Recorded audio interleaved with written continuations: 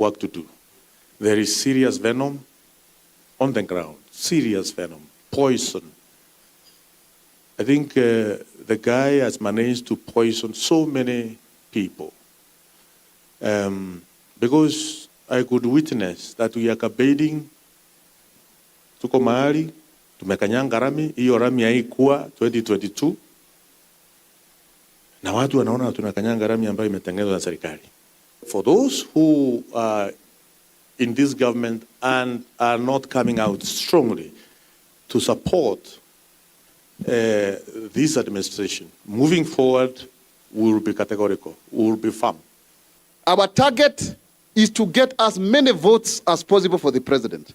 The last general elections, he got 47% of the votes from the Mount Kenya region. I believe it is doable. Wale walikuwa nasema wako na funguo ya mlima, kama wana store ndogo ya Mbeere, hiyo ingine watatoa wapi? Hiyo ni uongo kabisa. So we have been able to debunk the myth that is out there. And because wale watu hawakuangi na strategy, they just talk. We have an opportunity here by ensuring His Excellency the President is re-elected. The easiest route for us people from this region, and I'm saying this without an iota of doubt, for us to get back to the presidency is first ensuring that His Excellency the President gets his second term. From there, turudi mahali, tujifungie. Is to ensure that in our region, people understand what the government is doing, and whatever has been happening on the ground is a living testimony that we can actually move mountains, literally, because we know what the government is doing, we know the vision, we know the priorities even going forward. Now, the government is now seeking to securitize an additional 5 shilling of fuel levy in a bid to raise about 125 billion Kenya shillings funds that will go towards completing the stalled road projects across the country. This is according to the National Assembly Roads Committee Chairperson George Kariuki, who says the move is part of a broader plan to fast-track ongoing infrastructure development. Kariuki revealed that a previous securitization exercise had already raised 178 billion Kenya shillings, with 80% of that money directed to roads in the Mount Kenya region. Now, speaking during a meeting with grassroots leaders in Thika, he maintained that the funding model is necessary to ensuring continuity of major projects that residents rely on. Now, he urged local leaders to support the government efforts, insisting that the administration remains committed to improving the region's infrastructure despite claims by some opposition leaders that Mount Kenya has been neglected, sentiments which were echoed by Thika Town Member of Parliament, that is Alice Nganga.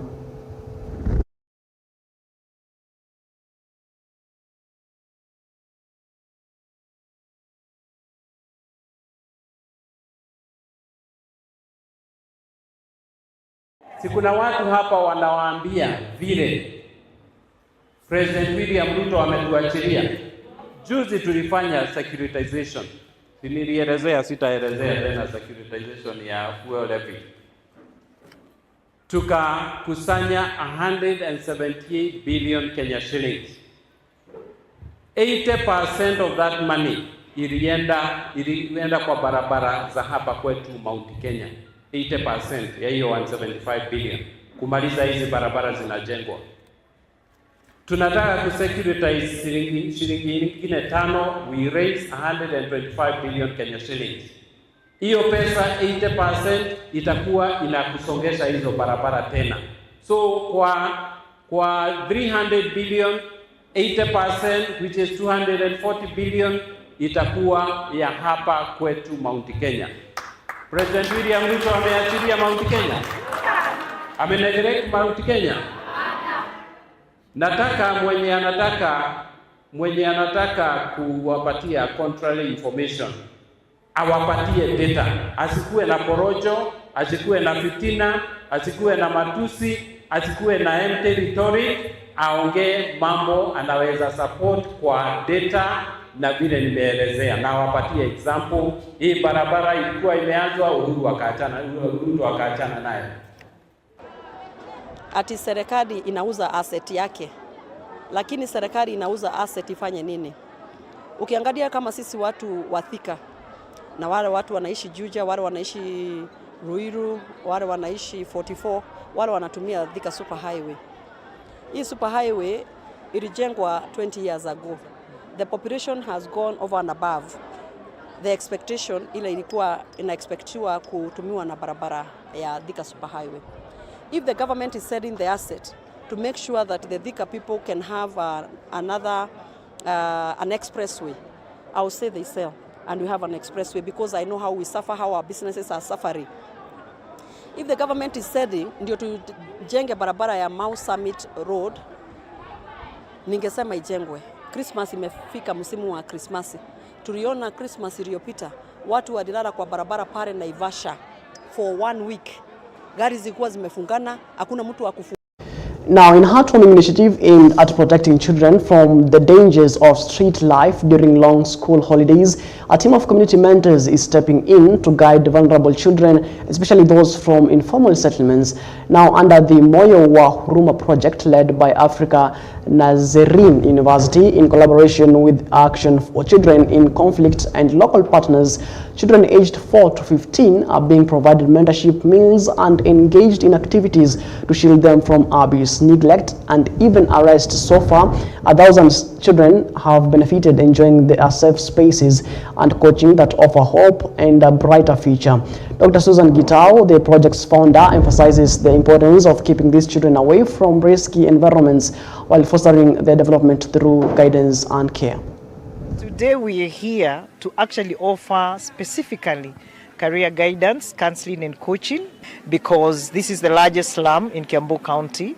We do not want our children, we call them our children, to go to the thicker streets, because when they go there, they can get arrested, they can get into criminal activities, they can get abused, name all forms of abuse. And so we feed them again, because in the slum right now, if you go in here, you will find most of the parents are drunk. So most of these children do not meet their basic rights, like food. So we also do collect clothes. So we believe a child who is well dressed has high self-esteem. A child who is well fed can also listen and concentrate. So this is a project we are so determined to keep doing it year in, year out, because the long school holidays are here. Now, the National Gender and Equality Commission, NGEC, has released a comprehensive report highlighting entrenched social, structural, and economic barriers that prevent hundreds of girls in Kenya's marginalized regions from arid and semi-arid areas to informal settlements from accessing education. Now, the report notes that despite education being a fundamental right, many girls are forced out of the classroom. The inequality extends to female teachers, with very few deployed to ASOL areas. Now, the Commission further warns that these disparities continue to undermine national efforts towards achieving equitable education for all. Alongside the education study, the Commission also unveiled 3 additional reports focusing on gender-based violence, clean energy access, and national research agenda. Like when we are talking about the competency-based approach that we have taken, it is about nurturing everybody's potential. But if we have gendered notions, and yet there is this boy who is really good at cooking, tutaanza kumwambia nini? Cooking is for who? And yet that is their talent. They can become a chef, not even in a 5-star hotel, in a 7-star hotel. I know some of you do not know that 7-star hotels are there, but they are there. And you're stopping them because of a gendered notion. We can just see it as a report and we walk away, but I'm calling upon anyone who comes from a rural area like I do, please examine that kitchen where your mother, where your auntie and the other people are cooking, because it is about someone's life. And because we as men are not the ones who cook, so the money you spend on gas is just, you know, I can go to a pub and drink, 2,000 bob in a night. But I wouldn't spend that to refill, someone's gas to save a life. That's how serious this evidence is. And some of the interventions may be as simple as cooking outside. The report reveals gaps in leadership represented, especially for women serving in boards of management and parent-teacher associations. These gaps weaken the voice of the community and slow progress toward gender transformative school governance. We have taken note of that, At the moment, we are in the process of actually coming up with a new education bill. And in that bill, we intend to ensure the aspect of gender representation is entrenched.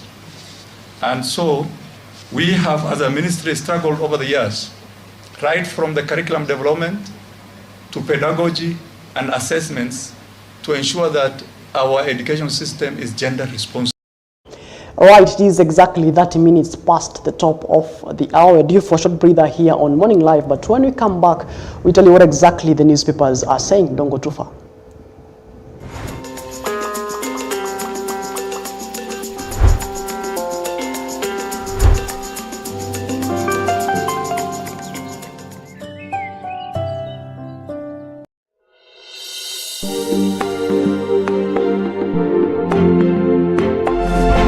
You are watching EBN TV, transforming your world.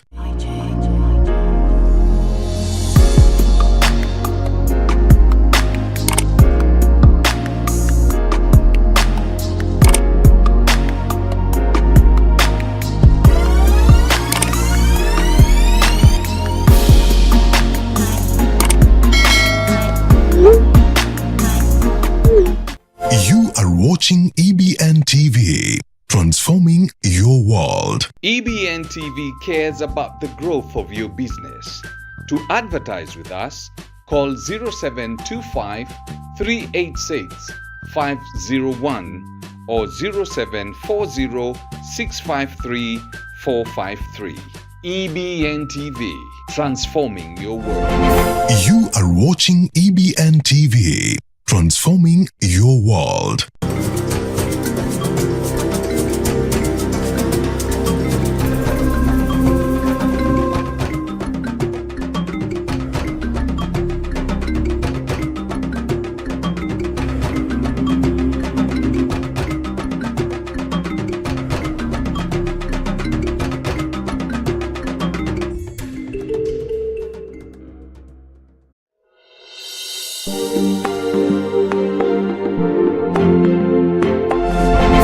You are watching EBN TV, transforming your world.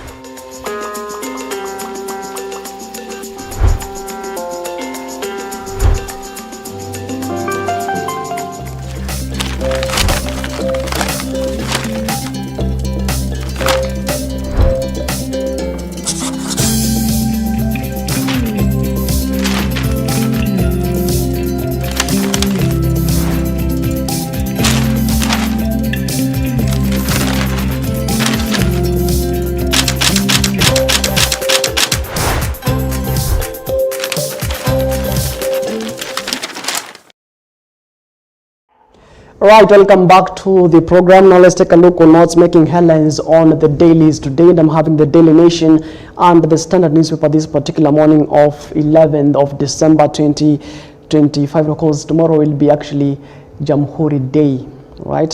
Which is actually celebrated on the 12th day, 12th month of every year.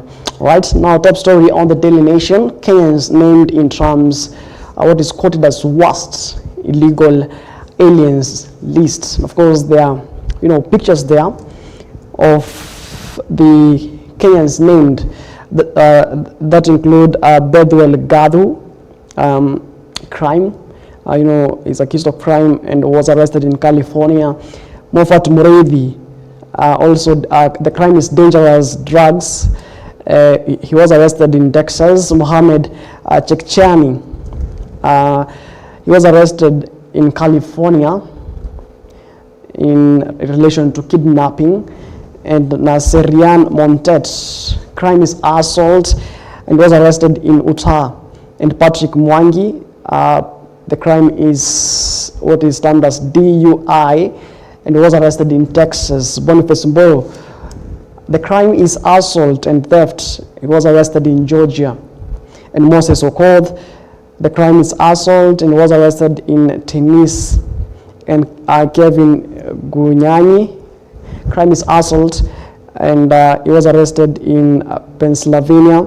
And Anthony Caria, crime is hit and run. Hit and run, I hope it's, and you drive and hit someone and run. He was arrested in Washington. And Clement Mulovi, crime is fraud, he was arrested in Texas. Daniel Kadhi, crime is DUI, he was arrested in Texas. Collins Kianche, money laundering, he was arrested in Minnesota. Isaac Givenji, the crime is fleeing prosecution, he was arrested in Arizona. Francis Mungai, crime is stolen property, he was arrested in Massachusetts. And Alfred Obiero, crime is domestic violence, he was arrested in Colorado. And of course, when you see these faces on the front page of a daily newspaper who are arrested in foreign countries, Kenyans are everywhere. When you take a look and travel, rather when you take a look on various countries in the world, you might find 1 or 2 Kenyans right there. Of course, those list of Kenyans who were named in Trump's worst illegal aliens list. All right, now let's talk matters education. Of course, still on that particular matter, some 15 Kenyans are among hundreds of foreign nationals set to be kicked out of the United States as President Donald Trump wishes ahead with controversial mass deportations. Those on the list have been branded the worst of the worst by authorities due to their past criminal records. That's a story on page 3 of the Daily Nation newspaper this morning. Now let's take a look on the matters education. All right. Now, KGSEA results are expected to be released today, and the release of the 2025 Kenya Junior Secondary School Education Assessment results today is a watershed moment in the competency-based education journey. Now, 1.1 million candidates who undertook the assessment will have their results presented in a format different from what the country has been used to. No percentage marks will be given, but rather the results will be descriptive, followed by a quantitative score. Now, each subject will be awarded a maximum of 8 points, and given the 9 subjects that were tested, the maximum points that a candidate can score will be 72. All right, that's a story also on page 4 of the Daily Nation newspaper this particular morning. And police shot most of their victims from behind, says report. Now, the independent medical legal unit's findings have revealed a pattern of unlawful killings during protests and routine operations by security officers in the country. That's on matters, national matters. And to politics, Gachagua says why Kalonzo is the man to beat Ruto. Former DP says the Wiper leader possesses 8 attributes that make him the united opposition's prime candidate in the 2027 presidential race. All right, that's also on page 7 of the Daily Nation on matters politics. All right, now let's take a look on what's making headlines on the Standard newspaper this particular morning as far as the governance of this country is concerned. Now, top story on the Standard newspaper says radical shift begins. All right, and education is actually top story. And amid rising concerns over unpreparedness at running senior schools that begins next year, today grade 9 candidates will receive their results of their performance in the last 2 years of junior secondary school. Now, despite warnings that have followed the calamitous implementation of JSS across the country, education mandarins begin preparing to send more than 1 million of the country's youngsters into first step of their career paths in grade 10. Now, to pundits, this seems like a fishing expedition. That's on page 4. And of course, issues raised were 1.1 or 11.1 million learners. That should be 1.1 million learners receive first ever KGSEA scores today. Kenya enters new era of testing as Pioneer CBC class receives personalized results with no ranking. Now, number 2, new scoring model replaces the 500 mark race. Now the subject graded under 4 brands from exceeding expectations, meeting expectations, approaching expectations, and below expectations. And remember, during the times of 844, they used to grade out of 500. Right, and you could have gotten maybe 400, 300 or so, but in this case they are, they are grading in terms of, exceeding expectations, meeting expectations, approaching expectations, or below expectations. Now, issue raised number 3, KJSEA only counts for 60% of the final score. Now, final score will combine today's results, that is 60% school-based assessments from grade 7 to and 8, that is 20%, and KPSEA scores 20%. All right. Now, issue number 4 that was raised, National Assessment Report to shape policy, that is NEC will issue a national analysis giving policymakers first look at how junior secondary learners fared in the tests. All right. Now, issue number 5 that was raised, NEC to commend each learner's pathway. Council will send learners to a STEM, social sciences, or arts and sports based on performance, strength, and declared interests. All right. That's what's up on matters education on the Standard newspaper front page. And we'll be waiting for those particular results, which is expected to be released later on today. Of course, we shall be keeping tabs with that, and we shall be bringing you in the course of the day. All right, now noise complaints in top estates now land in court. That's the story on page 2. Matters corridors of justice. Also, High Court suspends 2.1 billion deal that is between Nakuru County and NYS. Also, that's on matters corridors of justice. And high cost of deployment, deaths, delays, and legal wars. Haiti mission, even as the police returned yesterday from Haiti during the peacekeeping mission. It will be remembered that some police officers who actually lost their lives in the line of duty, right?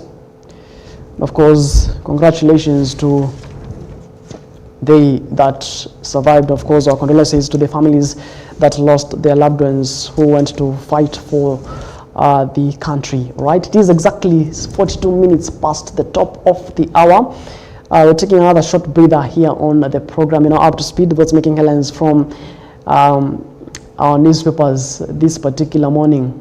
When we come back, we're going to have a conversation revolving on gender-based violence, all right? We'll remember that last month, people were marching, people were campaigning against gender-based violence, and we saw, on TikTok and, various social media platforms, people were putting the purple DPs, that is the purple,